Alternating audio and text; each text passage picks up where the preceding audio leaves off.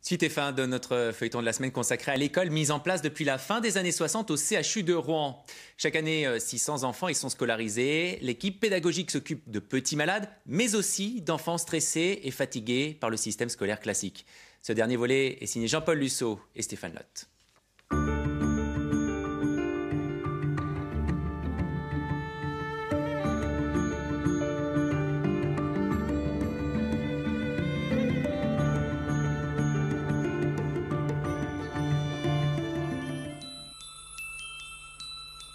La neige ne va pas perturber grand-chose ce jour-là. Les cours vont avoir lieu. C'est important, chaque après-midi, des adolescents en grave difficulté reçoivent l'enseignement de professeurs spécialisés. Toi, t'oublies pas que t'as un petit contrôle, donc tu peux éventuellement réviser. Ça marche comme ça? C'est souvent le collège ou le lycée, le théâtre de leurs difficultés. Rejet scolaire ou pression exacerbée. L'enseignement est devenu pour ces jeunes une torture insupportable. Leur santé même en est atteinte. Je sais que l'école, pour moi, c'est vraiment un stress permanent, quoi. J'ai toujours peur d'avoir des mauvaises notes. Et c'est un rapport avec le fait avec l'anorexie ou pas? Je pense, parce que je sais qu'à la fin, je faisais plus que travailler, quoi. Je sortais plus. Donc je pense que ça a un lien quand même. Ce que l'école a défait, seule une école peut le refaire. Mais une autre école où l'on travaille par petits groupes. Plus attentionnée envers celui qui se sent laissé pour compte, moins écrasante pour celui ou celle qui se sent débordé.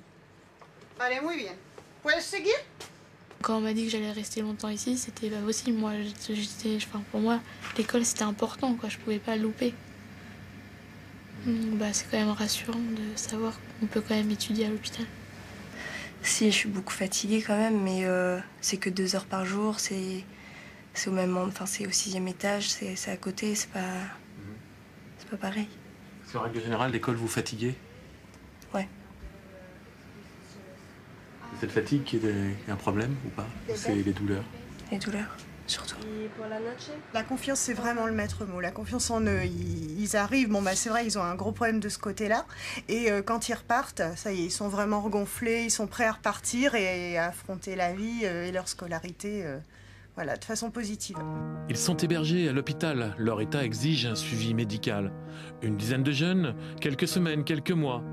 Programme, psychothérapie, médicaments et l'école de l'hôpital, où ils se requinquent et se reconstruisent.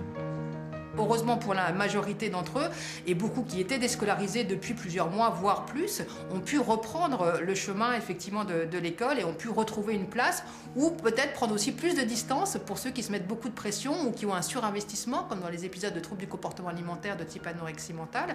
C'est aussi important qu'une nouvelle distance se fasse avec l'école. Et donc oui, pour la majorité d'entre eux, les choses ont été très probantes à ce niveau-là.